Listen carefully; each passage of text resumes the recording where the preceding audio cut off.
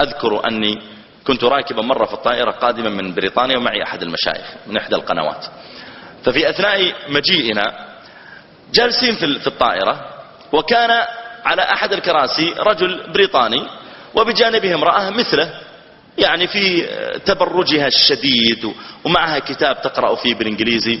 قلت في نفسي هذه زوجته أو صديقته أو ابنته، فأقرأ في كتاب أنا وصاحبي ونتحدث أحيانا. غابت علينا الشمس ونحن في الطائرة، فسألت الذي بجانبي قلت أبو عبد الله نصلي هنا أم نصلي إذا وصلنا؟ قال لا باقي ساعتين ونصل، خلاص نصلي في الرياض.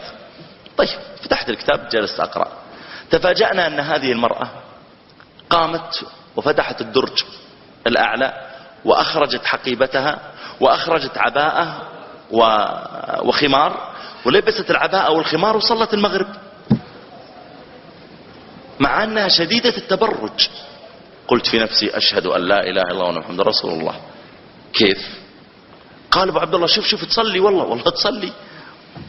قلت استح على وجهك، احنا مطاوعة وبنصلي إذا وصلنا وهذه تصلي في الطيارة، قم خلنا نصلي.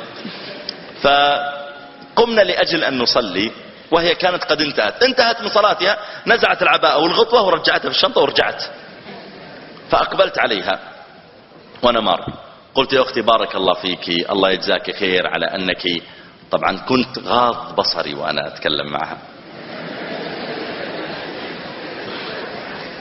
كنت غاض بصري عشان ما يقول أحد والله الشيخ طول النصيحة إنها حلوة. لا وهي تقول لي خلاص فهمت النصيحة، وأقول لا لازم أفهمك أكثر. فقلت لكن يا أختي أنا أشكرك على أنك صليتي وجزاك الله خير، وهذا يدل على أن عندك يعني خير وإيمان لكن لو أنك يا أختي أيضا زدت على هذا الخير أنك أبقيت العباءة عليك لكان خيرا لك. قالت جزاك الله خير، ادعوا لي، ثم مضيت.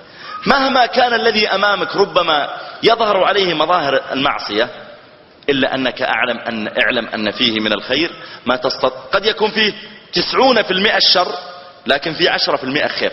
زدها 10% حتى تصل إلى 50، ولا تقل أنت أصلا فاسق، أنت فاجر، وتبدأ تنقص 10%. زدها لعل الله تعالى أن يصلحه عليه.